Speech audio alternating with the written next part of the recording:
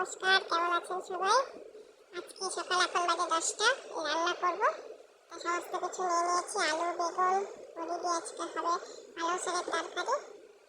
তো সমস্ত কিছু রেডি করে নিয়েছি। এই যে বেটে নিলাম কাঁচা লঙ্কা দিয়ে সর্ষেটা, আর এই যে বড়িটা ভেজে নিচ্ছি। আমাদের গ্যাস শেষ হয়ে গেছে, তাই ইন্ডাকশনে রান্নাটা করতে হচ্ছে।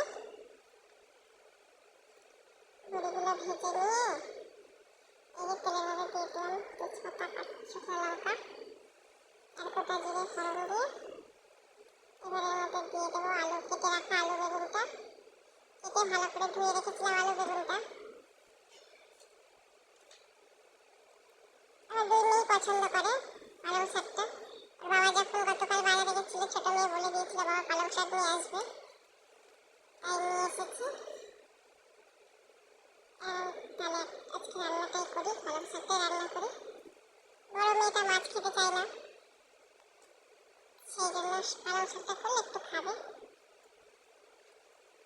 তাই যে পালং শাকটা রান্না করছি। এই যে আলু আর বেগুনটা ভালো করে ভাজা হয়ে গেছে, এর মধ্যে পালং শাকটা দিয়ে দিচ্ছি।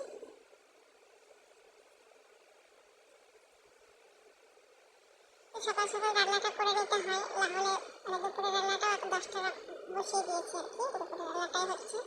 বাবা অফিস থেকে চলে আসে 12:30টার মধ্যে, এসে লাঞ্চ করে আর কি 12:30 নাগাদ, তাই তাড়াতাড়ি রান্নাটা করে নিতে হয়। সেটা রান্না করে নিচ্ছি। আর সেটাতে একটু নাড়াচাড়া করে এই যে লবণ হলুদ আর বড়িটা দিয়ে দেবো মধ্যে। মোবাইলটায় ক্যামেরাটা করেছে আমার বড় মেয়ে, ও তো ছোটো একটা ঠিকঠাক করতে পারে না, যাই হোক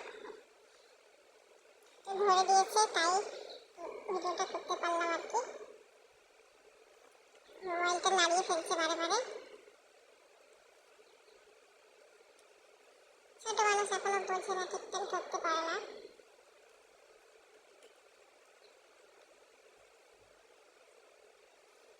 আলু বেগুন দিয়ে পালং শাকটা হয়ে গেছে, ঢেকে